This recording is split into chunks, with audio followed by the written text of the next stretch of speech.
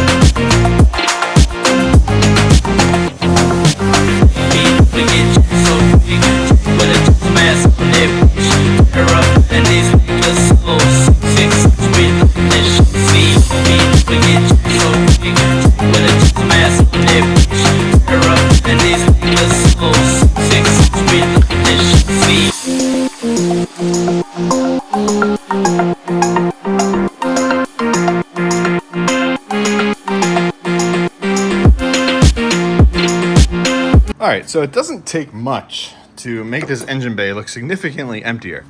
Literally all it involves is removing all of these intake pipes. I mean, we have all kinds of stuff in here. These are some form, I don't know if they're CX Racing or what, or 3SX, no idea, but some form of hard pre-turbo pipes, and that really isn't the best, you know, inlet flow there, but we'll address that at some point in the future. Along with all these little block offs, because I have all the vacuum deletes and stuff done.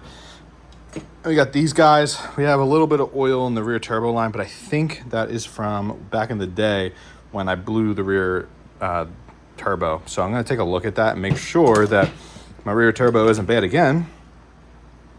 We have these guys. And then this is our whole Y-pipe MAF setup. So got the Y-pipe, got the bubble, and then we got this old school Turbonetics Raptor blow-off valve that I've been using for years. The gasket there is like crumbling off. I like this blow-off valve. It's a good blow-off valve. I'm going to keep it. But what I want to do is replace this hose right here, because this is the factory hose and is literally crumbling. So Hans came up with a way to do like a 1.75 inch, like Mishimoto makes like a 90, and then you could just do like a piece of 1 3/4 tube and then into another 90, some sort of concoction there that works. So we're going to look into that, getting some couplers that will, you know, allow me to recreate this, because it's kind of unique to the car. And then our intake bubble is an intake bubble that will be staying. It's a little dirty, so we're going to clean the inside of that out. And then we got our MAF sensor. We got our main rear turbo line. Like I said, I don't think, so this comes off like that over there. So I think that's like all residual oil, because this guy is still pretty clean on the inside. So I think I cleaned this out. You can see there's like dry spots from brake clean drying. So we definitely cleaned this out. And it's the pipe that comes off of this one that had the oil in it. And I think we just didn't clean this one out when it came to putting it back together a few years back in like 2019 was when we did all this, all the turbos, and we had the engine out last. So I'm going to label these up too, so I don't, you know, confuse them. But these will be good for like a full polish, like off the car polish. They could certainly use it. And then what I'm also doing is using my little gauge, my thread gauge here, and I'm going to be bagging and tagging everything that comes out so that we can come up with a guide to what I need to order to get the zinc hardware. So I think the next move I'm going to do here is pull off the intake manifold, and then the throttle body will come with it.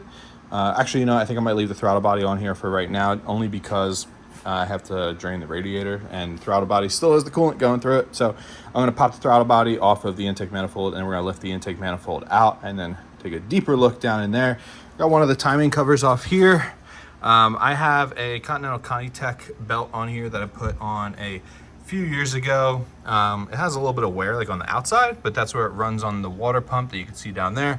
But I'm going to take a look at this. I think this belt is still in good shape. I don't see why it wouldn't be, but we're going to take a look, and when the engine's out, we'll pull all the plastic timing covers off, and we'll just do an inspection. If we have to replace the timing belt, we will, just to be safe, because ultimately the heads are probably going to end up coming off. So if the heads are coming off, you know, it's going to all get taken apart either way. So we just got to make sure that we make plenty of markings when it comes to taking this thing apart, so that everything goes back in where it should. Because I'm gonna be honest with you guys, timing on a dual overhead cam engine is something I've never messed with before, and it kind of scares me.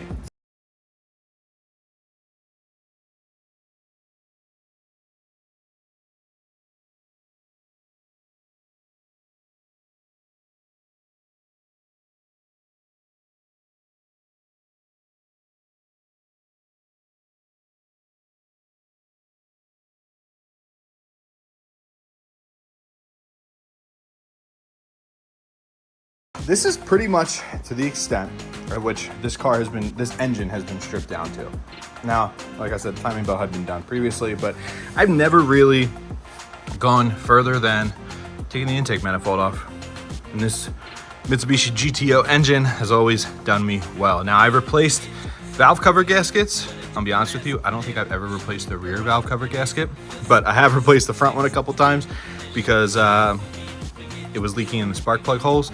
The rear never really started leaking in the spark plug holes, so I never really replaced it, but I'm sure by this point it probably could use some replacing.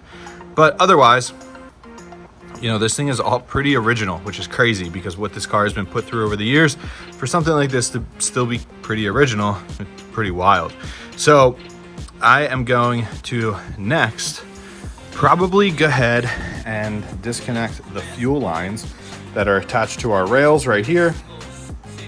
One of the things that I will be doing is sending the injectors, the factory injectors, out to get flow tested and cleaned. These are still the factory 360cc injectors that came on this car. The reason this car doesn't make any more power than 330 rear wheel horsepower is because of those injectors. So do I upgrade them? I don't know, because then that involves retuning the car, but then it also involves beefing up the drivetrain. Now I know my McLeod stage 4 clutch can handle it, but can my transfer case handle it being in an all-wheel or in a rear-wheel drive configuration? That's the only part that scares me. So I think this is just as of right now, but I think I'm going to keep the 360cc injectors.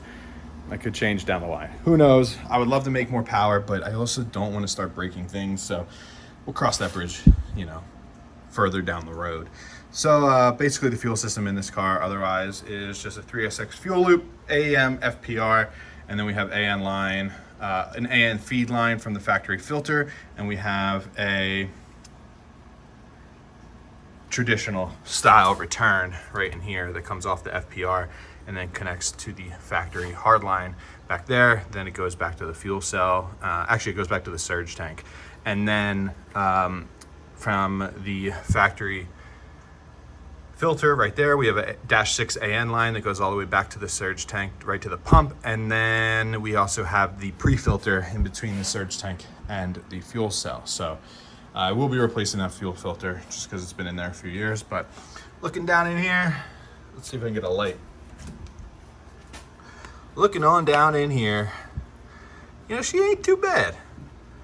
Ain't too bad. Once I pull this, it's pretty crazy. The valves are actually really clean on this thing. Maybe running at a high RPM helps. But once I pull off this lower plenum, it will allow me to see more into the engine and whatnot, but we still got some ways to go before we get that pulled off. Our engine is all disconnected from the very top side here. Well, the intake aspects of our engine and intake and fuel, but now we have our ignition system stuff, which is down here.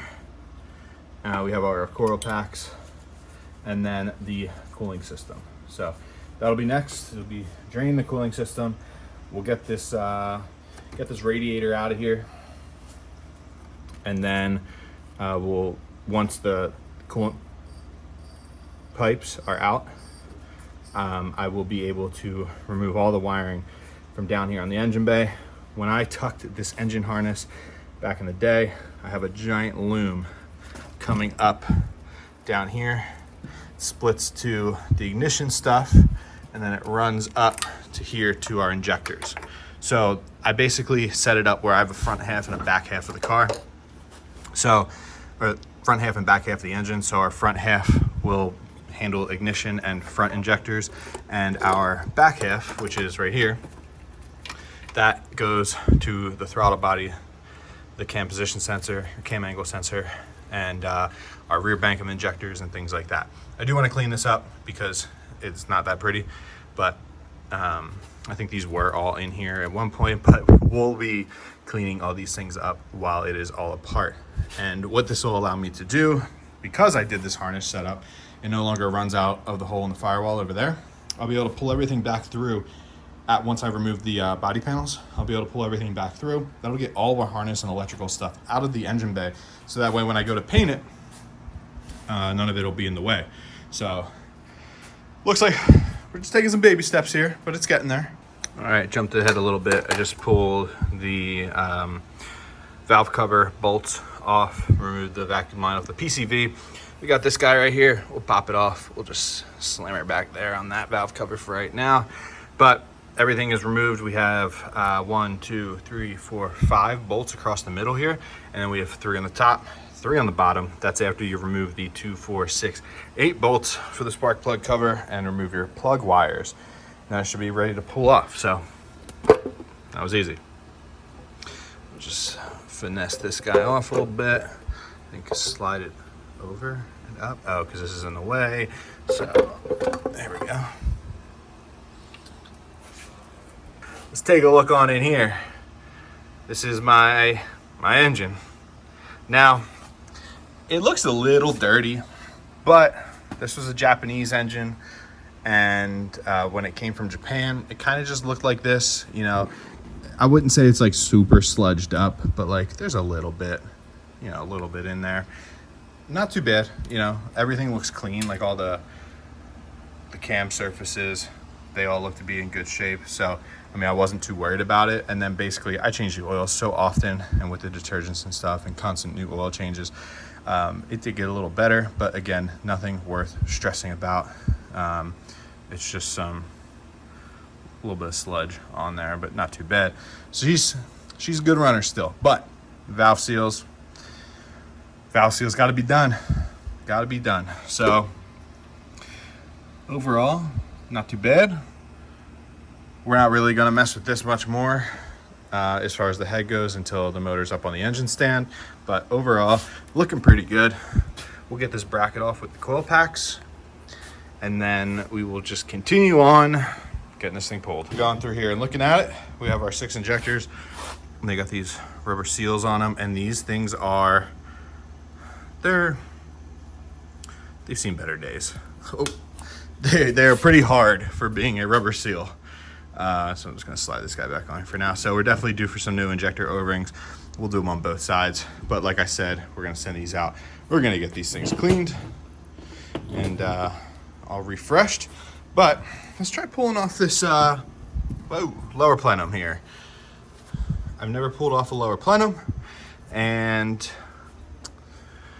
it looks pretty straightforward. Looks like we just have some nuts scattered amongst everything here, and then I think that's it. And then we got one guy hiding in there. Here she is.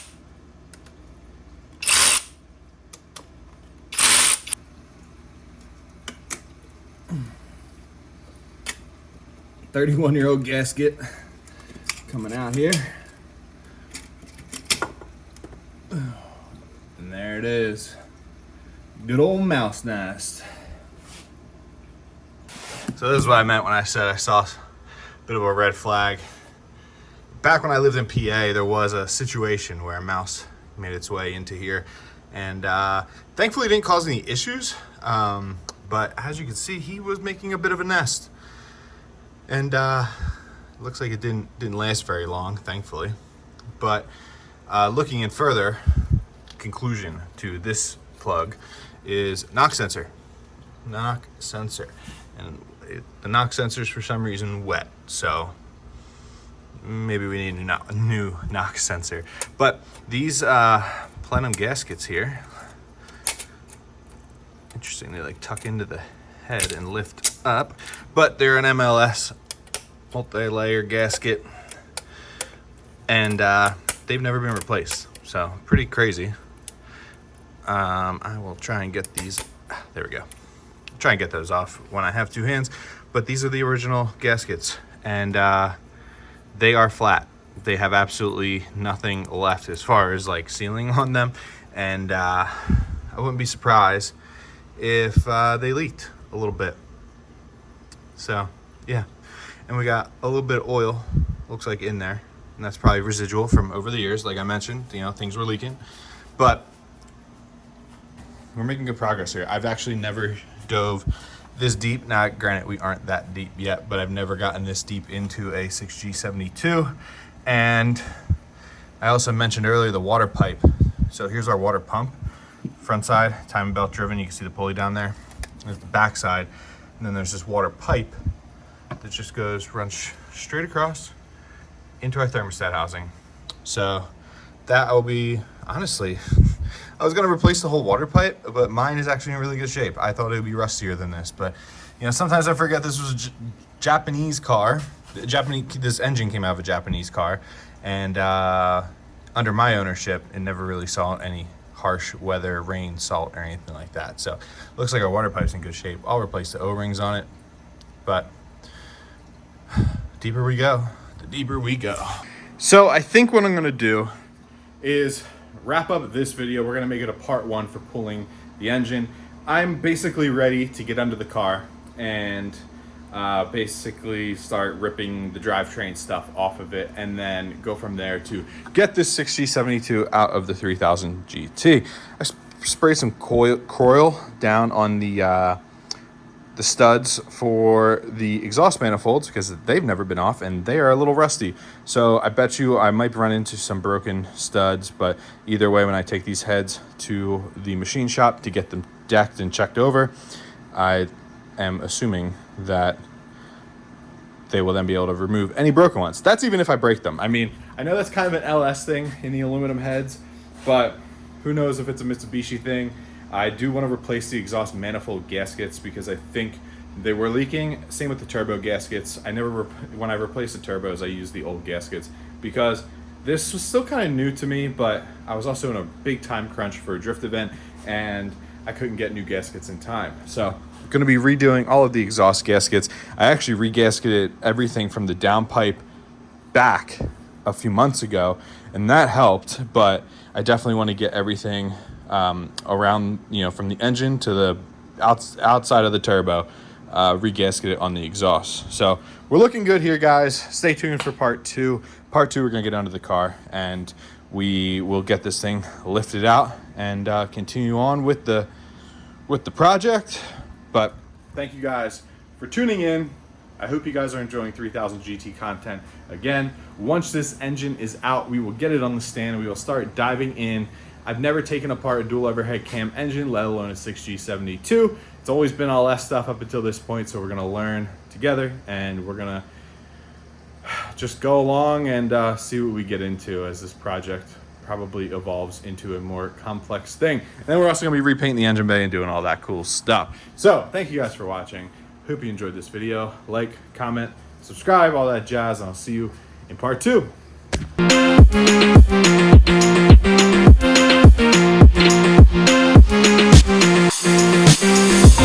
Begin.